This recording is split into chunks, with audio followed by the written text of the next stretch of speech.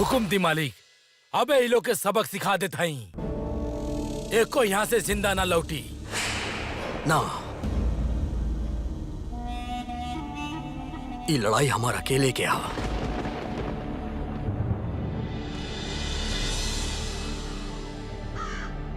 आप कहे का चाहत बनी पंडित जी? काहे एगो निर्दोष लड़की पे झूठा इल्जाम डाला तानी? एगो असहाय इंसान के घर जला के अपन ताकत दिखावा तानी। ये हमार गांव के आपस के मामला बा। रउआ बाहर वाला एकरा में दखल और रउआ अंदर वाला हो के गरीब लोग पे अत्याचार कर रहल बानी, और बाहर वाला हो के हम देखत रहा। इतना बड़ हिम्मत, बाहर के हो के पंडित जी के अपमान करब। मारो करो के।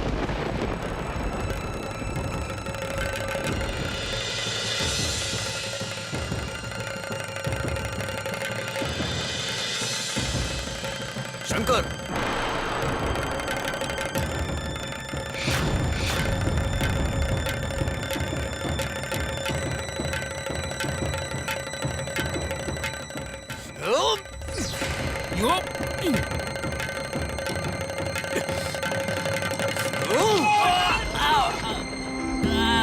यदा यदा हि धर्मस्य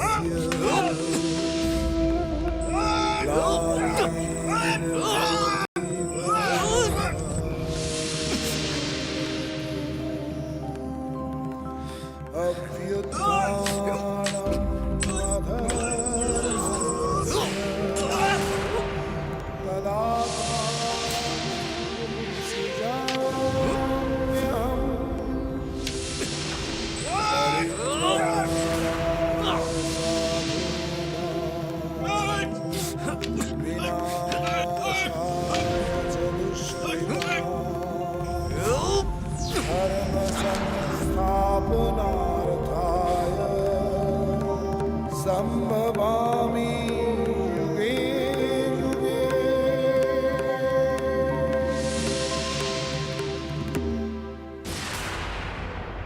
आ गए यहाँ से।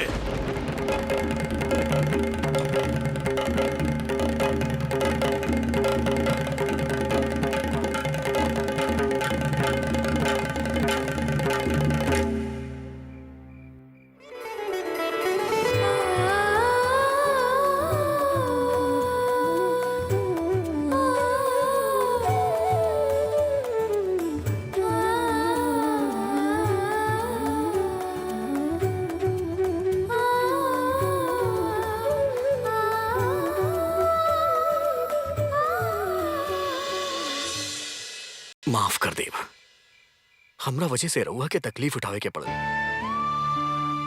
नौका के सैर करत हर से जात रहनी, बस और कुछ ना। अब आज्ञा दी, आपन ध्यान रखिया।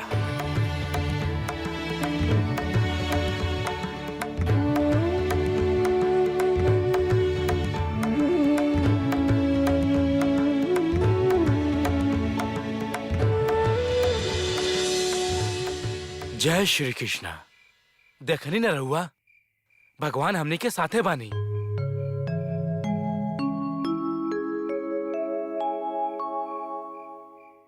का कैसे लागल? सबके सबक मिलल ना? अगर पंडित जी के कहे पे शादी कर देता तो आज ही नौबत ना आवत। हम तो सवेरे यह बात कहले रहनी, लेकिन हमार बात सुन के सबके मुंह लटक गई रहे। हम मरे के सुनावे लगले हाँ? कि खुद के सगी बहन बिया। हाय हो, एक बात सुन ली, आगे से हमरा के ज्ञान देवे के कोशिश मत करब। पिताजी, अगर गांव के सरपंच मुखिया के बात ना मननी तो आगे से हमनी के दिक्कत बढ़ जाई। हुई इंसान रोज रोज हमनी के बचावे ना आई है।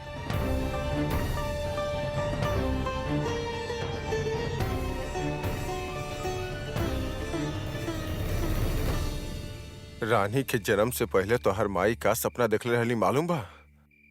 देखले रहलीन कि वृंदावन में राधा कृष्णा के लीला चल रहल बा और उनकरा के घेर के रखले बाड़ीन बहुत सारा गोपी, और उनकर ठीक बगल में मौजूद बाड़ीन श्री कृष्ण के अष्ट सखी लोग।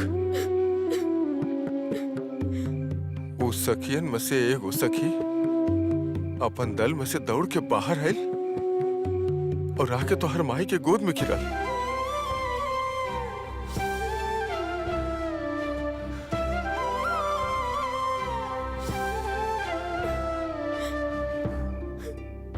हमार रानी बिटिया के ऐसा दुर्भाग्य नहीं है कि वैसा बदमाश के साथ होकर शादी करवावे के पड़े। श्री राम के आशीर्वाद बा हमनी पे। ठीक जैसे वो हमनी के आज रक्षा कैले, ठीक वही तरह से फिर से वो हमनी के रक्षा करिए हमनी के।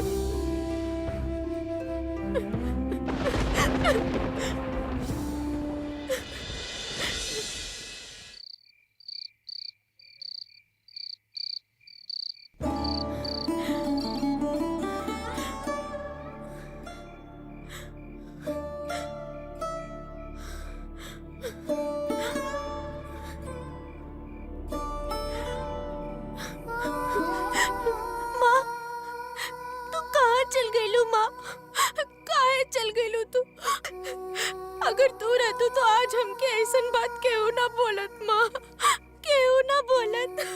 अभी सब हम और बर्दाश्त ना कर पाए माँ।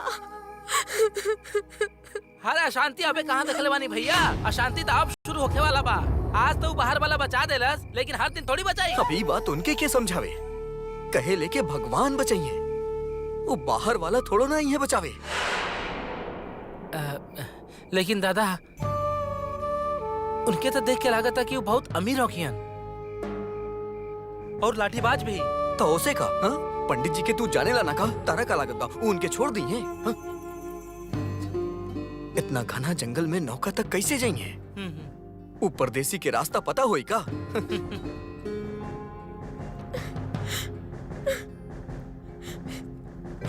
ये हम का सुनत बानी भगवान, ये हम का सुनत बानी? जे हमनी के रक्षा कैले का तो उनका रक्षा ना कर सकेला? ये ना हो सकेला, ऐसा ना हो सकेला। तो उनका रक्षा करिया भगवान, रक्षा करिया। शंकरलाल, अब यहाँ रहे के मन नहीं के करत। तू मल्लाह से कहदा कि नाव खोल दे, रात त्रिवेणी के घाट पे ही गुजारब। लेकिन रहुआ के जा अकेला छोड़ के? तू परेशान मत हुआ, उस यार लोग के हिम्मत ना पड़ी वापस लौटे के। तू जा शंकर। जैसन आज्ञा मालिक।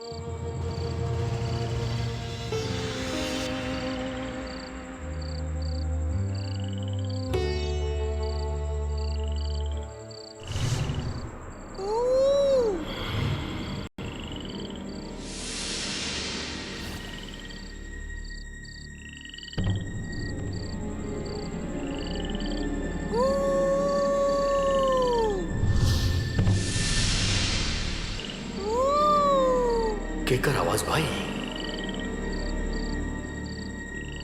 लागत बा कोनो जंगली जानवर है। लेकिन यहाँ पे जंगली जानवर कैसे है? अजीब बात बा।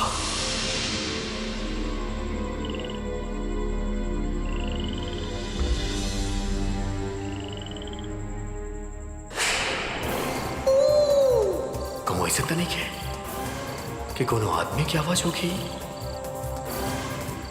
ऐसा लग रहा बा कि 3-4 लोग आवे।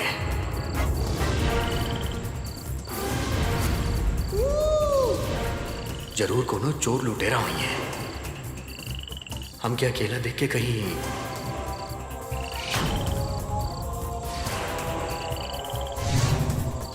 शंकर, शंकर, शंकरलाल!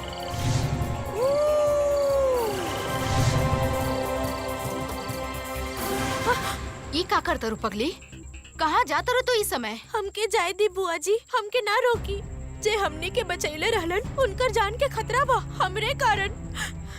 मुसीबत? हाँ? के कालस तो के? बड़ भैया और छोट भैया आपस में बात करत रहले। जे मार खैले बाड़े उ उनके छोड़ी है ना। रात के वक्त उ लोग उनकरा साथे जरूर कुछ करिए। हे भगवान, इतना अच्छा इंसान के साथ इतना बुरा करिए शैतान लोग। पापी कहीं के। चला था, हम हो देखा था नहीं आज।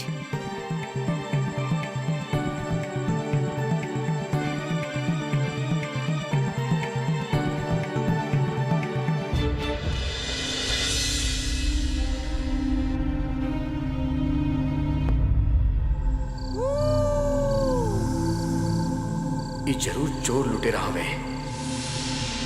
खतरा हुई तो होके दा, जब सामने आई है तो देख ले। जो नसीब में हुई तो होबे करी।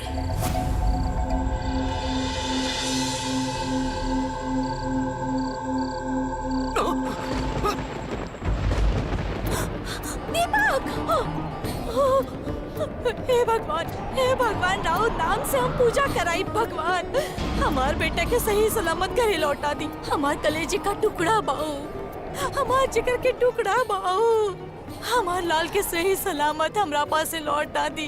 दया करी भगवान, दया करी हमरा पर। ना माई, छोटका बबुआ के कुछ ना होई। देखिए कुछ ना होई। बड़की बहू, पता ना काहे हमके बहुत अजीब सा लग रहा बा। माई के मन है ना, तनी तनी सा बात पे मचल जाला। माई कोनो बात ना, अपना आप के संभाली रहुआ। राधा कृष्ण उनका रक्षा करी है, इनके रक्षा कर ही के पड़ी। हे भगवान,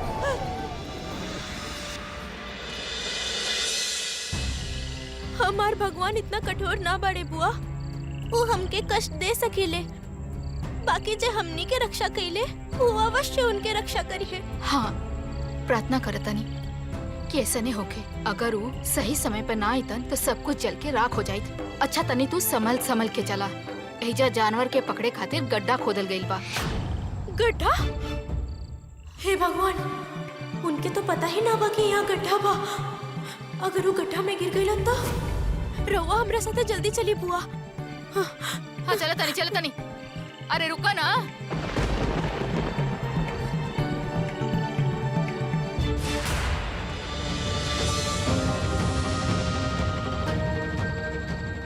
जरूर वो गड्ढा में ही गिरल होई है।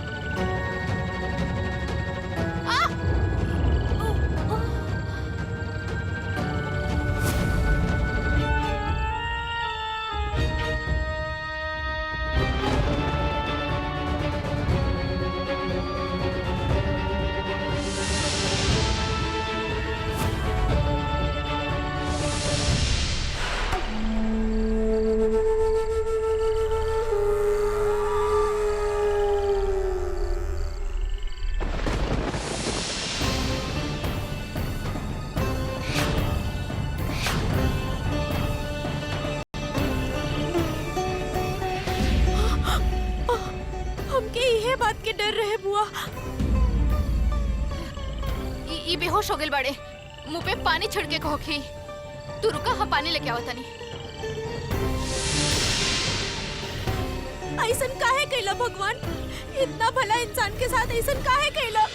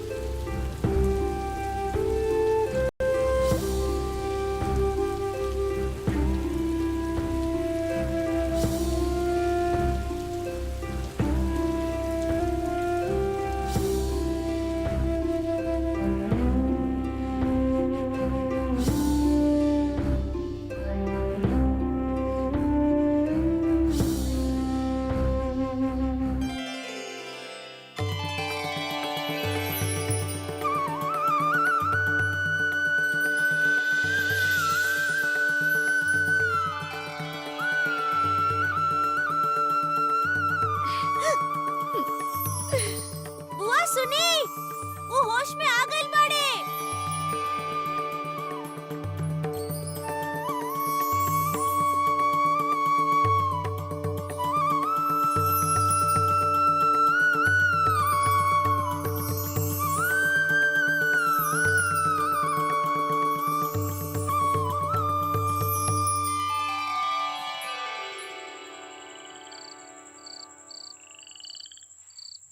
रानी, रउआ लोग के बहुत बहुत धन्यवाद।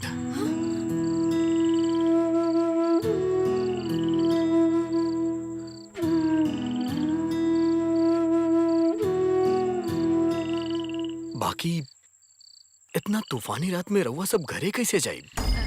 रउआ इस सब के बारे में चिंता मत करी। रउआ ठीक बानी, ये बहुत बा। दया करके रउआ ई गांव के छोड़ के चल जाई।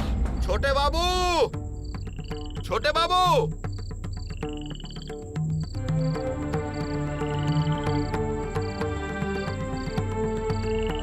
छोटे बाबू। रानी, रानी तू चला, चला।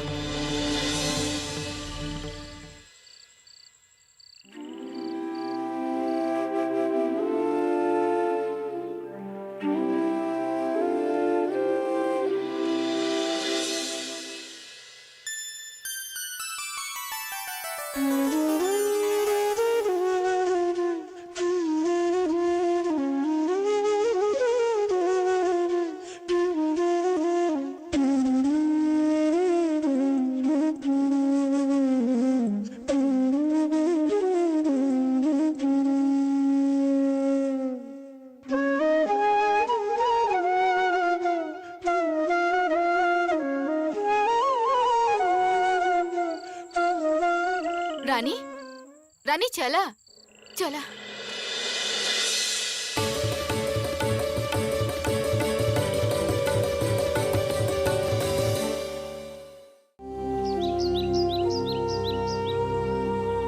जुगनी, अरे यो जुगनी, अरे कहाँ चल गई बाड़ू? अरे हमार दीपक कहाँ चल गईला? रोज जाए से पहले हमार पैर छू के जाएला। पता ना आज कहाँ चल गईला। बीमार तो ना पड़ गईले ना वो। जुगनी, अरे यो जुगनी। दादी माँ, दादी माँ आई, आई ना। हाँ? का भइल एकरा के? देखी ना। जुगनी, ओ जुगनी, का भइल तोरा के? हाँ, रो काहे रहल बाड़ू तू? हाँ, का भइल का?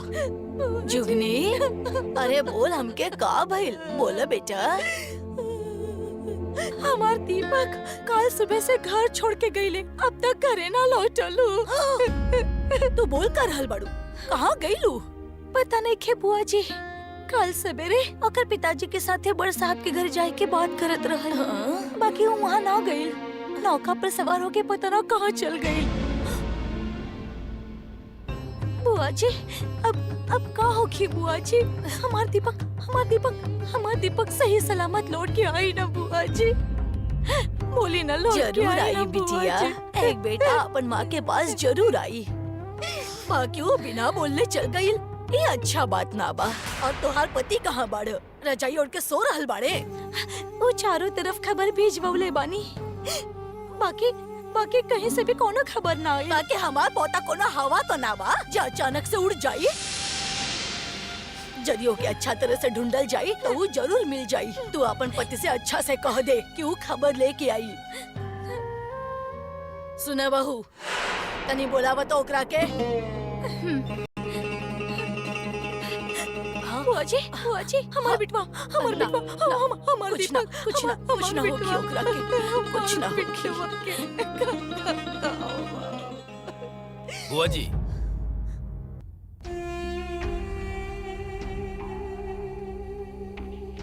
हाँ गोड़ ठीक लगत बा, ठीक बा। कब आई नहीं? बस अब ही आई नहीं, पहले खबर मिल जात तो पहले ही आ जाई। तोहार इतना रुतबा बा, क्षमता बा, फिर भी तू कोनो काम के नहीं खे। इलाई की रो रो के परेशान हो रहल बिया। तू जानत भी बाड़ा। बुआ जी, सुबह से आदमी हमार चारों तरफ खोजत बाड़े। सुबह से? सुबह का है? सुबह रात के उनके राके काहे ना दौड़ौला? पोता हमार कैसन मुंह लटका के घूमत फिरेला। कितना बार कहनी कि ओकर ब्याह करवा दो, बाकी तू बातें नहीं के सुनेला। कान पकड़ के तोके बात समझा देती, बाकी इतना सुंदर सुशील बहू बिया, ओकर मुंह देख के हम चुप रहे नहीं। बुआ जी, रउआ माई समान बानी, जे मर्जी कर सकीले। हाँ, यदि माई समान कहले बाड़ा तो एक बात हमार कान खोल के सुन ला। हमार दीपक के बाल भी बाका ना होखे के चाहिए, ना तो तोरा के छोड़ अब ना हम कह देता नहीं। हाँ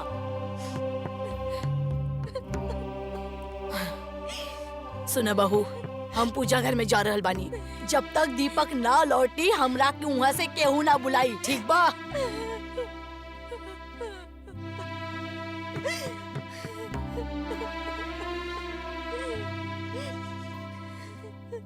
माया, माया सुन तू, इतना परेशान मत होगा। हमारा आदमी घाट घाट पे मौजूद बाड़े। जैसे ही दीपक का नाव दिखाई दी वो दौड़ के आके यहाँ खबर करी है। हाँ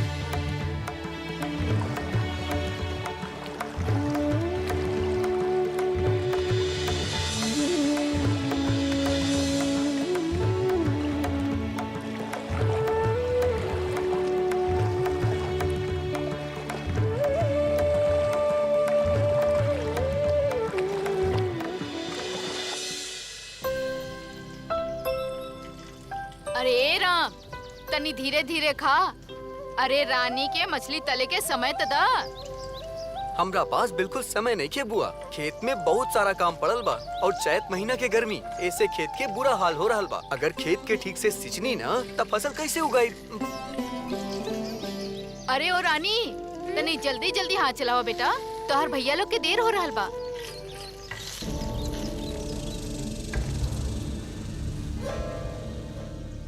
अब खेत के बाद से याद आई, बतावा पिताजी, आज खेत जात वक्त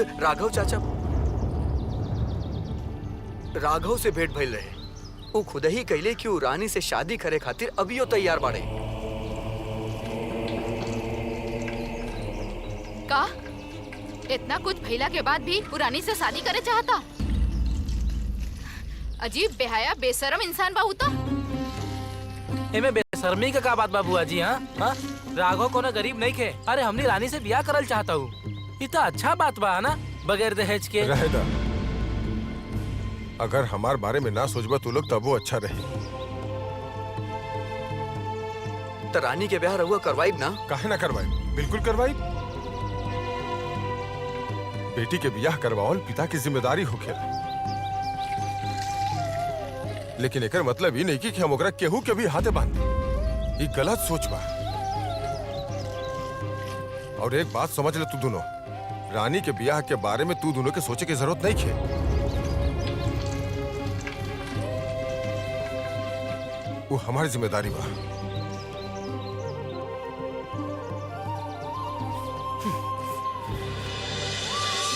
इका भैया, खाना छोड़ के काहे उठ गईला? हम ही खाना ना खा सकीले, जानते काहे? सिर्फ तोरा वजह से। कला के हड्डी बनल पड़े थे। अरे हमनी के तो समाज में सहम के चले के पड़ेला। पिताजी हमनी का बात ना समझी ले।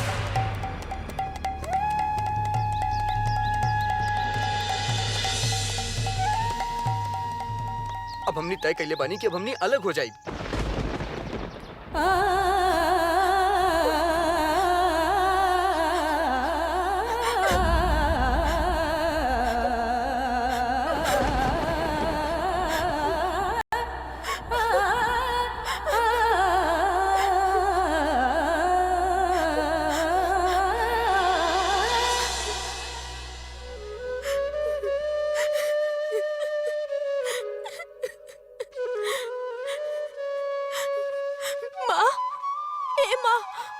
और कितना दुख झेले के पड़ी माँ। तू ना बाड़ू तो देखा भैया हमके जौन जी में आएला बोले ले। तू रहतू तो भैया हमसे ऐसा बात करतन बोला ना माँ। का तू लोग के डांट के चुप ना करवा दे तू? बोला ना, बोला।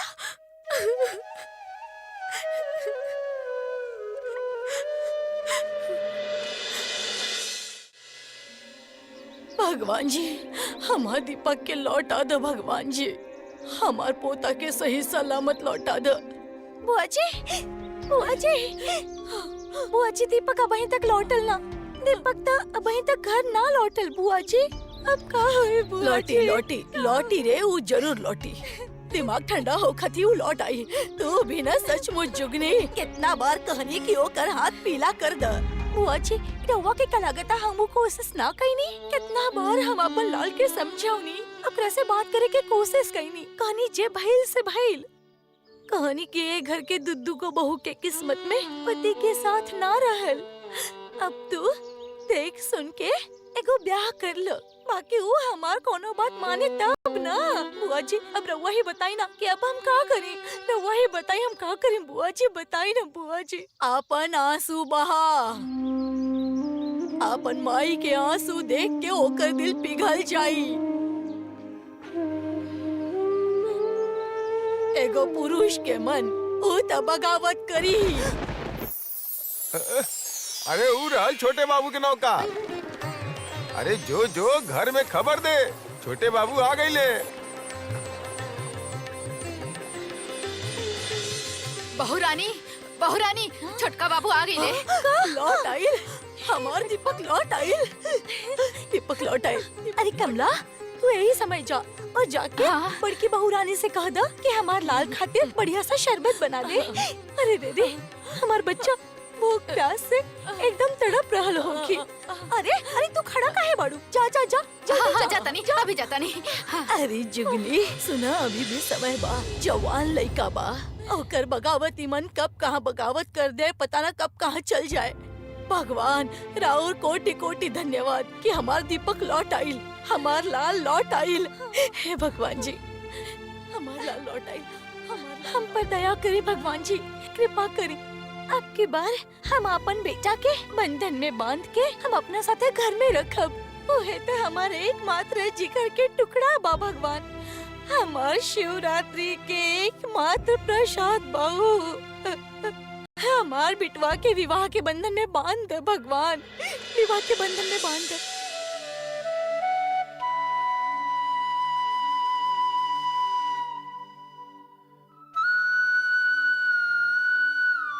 भैया, ए भैया, इस शरबत पी के रउआ तनी माई के कमरा में आई तो सब कोई राउर इंतजार करता रे। कितना मुसीबत में डाल देले रहनी रउआ। ऐसे बिना बतावले केहू जाला का?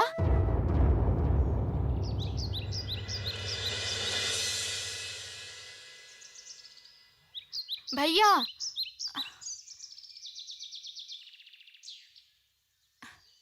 ए भैया। हाँ भाभी, का बोला तानी? अरे इतना का सोचा तानी? तब से हम अकेले ही बकबक कैले जाता नी, रउआ कान तक सुनाई नहीं देत का? अरे ऐसे हंस के टाले से ना चली। रउआ ना अभी बहुत अजीब लगता नी और मुस्कुरात भी बानी। केकरा बारे में सोचा तानी? और कल कहाँ रहनी? रउआ के केहू पसंद आ गइल बिया का? बोली ना भैया, चुप मत रही, बोली ना। बताइब, रउए के बताइब, बाकी धीरे धीरे।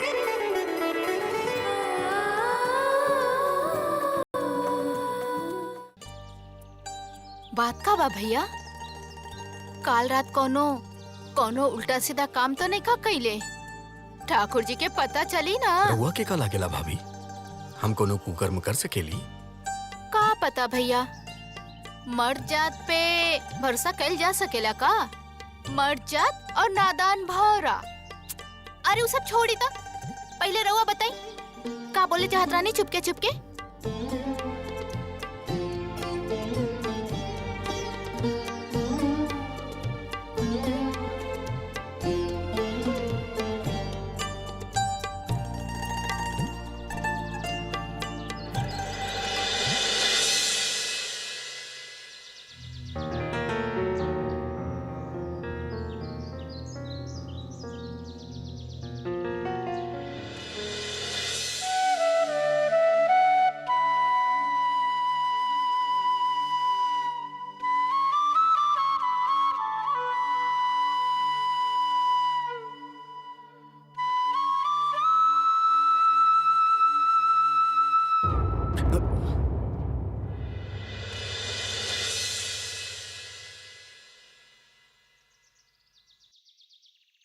चलिए आप बताई।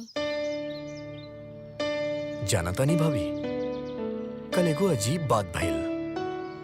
कल नदी के किनारे एगो लड़की रहे।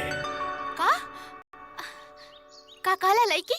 ओकरा बाद दीपक, अरे हमार पोता कहाँ बाड़? दादी जी ई रहल हमार लाल। तू जुबान देले रहल कि एक सुंदर सा भगवान के मूर्ति तू हमरा खातिर ला देब। लाइल बाड़ ना?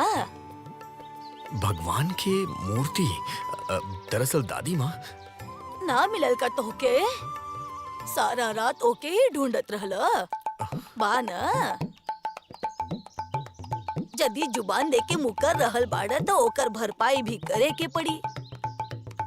का भरपाई चाहिए रहुआ बोली दादी जी। दीपक, दीपक, दीपक, हमार लाल कहाँ रहल? हमार लाल हमके छोड़ के कहाँ गए? अरे सुनो तो। तोके तो हर माई के एगो भी बार याद ना आइल। तू रोवा मत। अरे रोवा अरे मत। जाए दे बिटवा, जाए दे।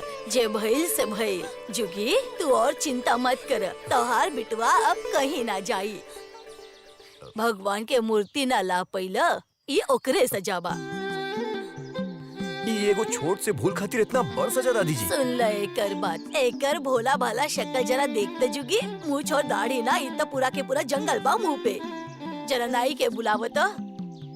ई का बोला तारू दादी जी? भाभी भाभी रहुआ कुछ बोली ना। अरे वो का बोली रे? हम तोहर दादी और नानी दुनो बानी। हमार डबल अधिकार बा तोहरा पर, समझ ल? का कहलू? डबल? आजकल का तू अंग्रेजी सिखाता रू का दादी? काल रात तू अपन माई के बहुत रुलैल। इतना आसानी से छुटकारा ना मिली।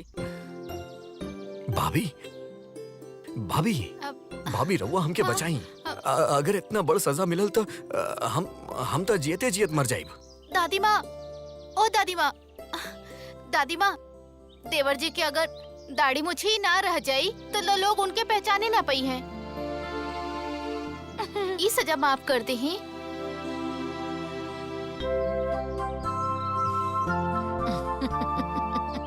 यदि तू बोल रहल बाड़ू तो हम माफ कर देता नहीं। बाकी आज ही घर से कहीं ना जाई, घर में ही रही, ताकि हमार जुगी के तनी शांति तो मिली। अच्छा बोले जुगी, अपन दीपक खातिर आज कनो मनपसंद पकवान बनैबू?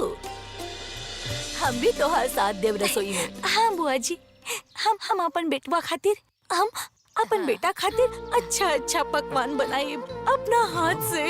हाँ, अपना हाथ से हम अपना बेटा खातिर खाना बनाई। कितना लवले बाड़ा तू हमके। आज हम अपना हाथ से खाना बनाई खाली तारा खातिर। गोपाल, अरे ओ गोपाल, रसोई घर में खबर भेजा कि हम आ रहल बानी। बुआ जी, हम जा रहल बानी रसोई घर में, रउआ भी आ जाई। हाँ ठीक बा, आ जाई। अरे ओ बहुरानी, तू भी आ जाई है। हाँ, ओकरा के आराम करे दे। तू चला हमरा साथे। आ।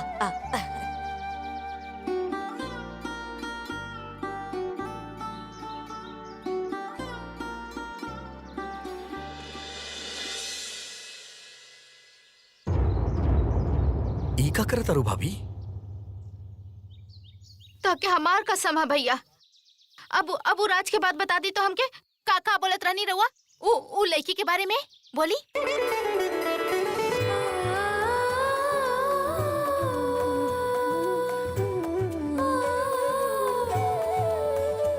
रानी, देखा, माँ लक्ष्मी के कृपा से धान के भंडार हमेशा हमार भरल रहेला, हमेशा। और दुश्मन के मुंह बंद करे खातिर पैसा, वो भी हमरा पास कुछ कम नहीं खे।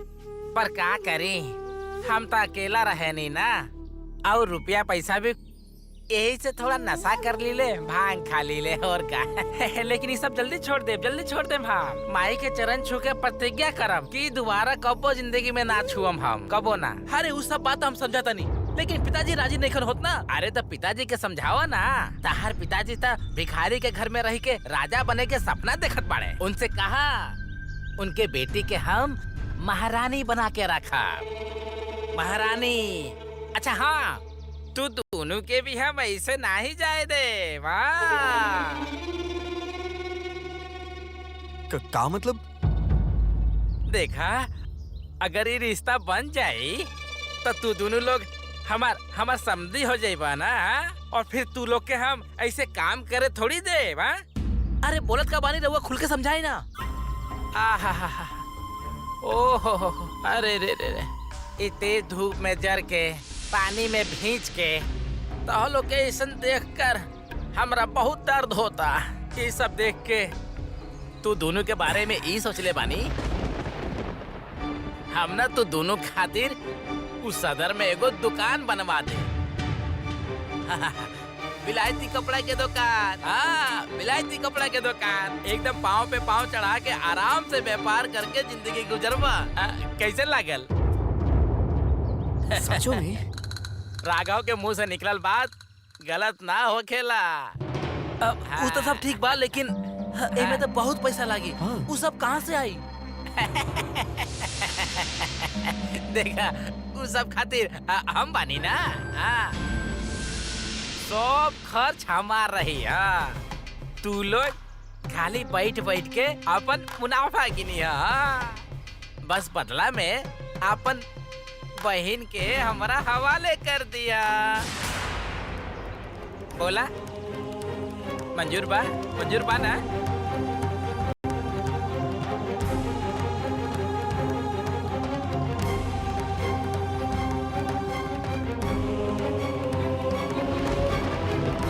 हे भगवान, रानी के बचा ली, होकर जिंदगी बर्बाद होए से बचा ली भगवान जी। बर्बाद तो हम हो गई भाभी। बहाव के खिंचाव इतना मजबूत हो सकेला एकर हमके अंदाजा ना रहे। जलपरी के तो कहानी सुन ले रानी, लेकिन वो तो उनसे भी सुंदर रहली। जैसे कोनो अप्सरा अपना आप के रोक ही ना पैनी हम भाभी, बस देखत ही रह गई। जब तक कि आँख से ओझल ना हो गई। खाली एक बार ओकर देखे से राउरी हालत हो गई। अरे ओकर कोनो खोज खबर ले बानी कि ना? का नाम है, कहाँ रहे ले? नाम रानी बा, खाली शहर के लड़की बिया, रहेली कूना गांव में। बाप रे, तुम तो देखा तनी बहुत दूर चल गए बानी। तो का अपन शादी के बाद खुदे करबा का भैया? अरे ना ना भाभी, ऐसा कोनो बात नहीं है। बाकी पता बा भाभी, ओकर चेहरा बार बार हमरा सामने आ जाला। ई तरह अभी तक हमके केहू पसंद ही ना आइले बा, केहू भी ना। लकड़ ल बात। जाता नहीं, जाके ठाकुर जी से कहता नहीं, हाली शहर के गंगा में जाला डाल देस। देखा तनी ये जल परी कौन किस्म के हिया? रोहू, कतला, मांगुर, फिर झींगा, भेटकी या बहुत बढ़िया कोनो मछली। भाभी, अरे भाभी सुनी ना, भाभी इतना गलत बात बा। रउआ जोर जबरदस्ती कही तब तो हम रउआ की बात बताई नहीं भाभी। ये आप केहू और के मत बताई भाभी। जलपरी के विरह में लगता है शरबत भी रउआ के बहुत खट्टा लगी, तो रउआ ये मत पिया।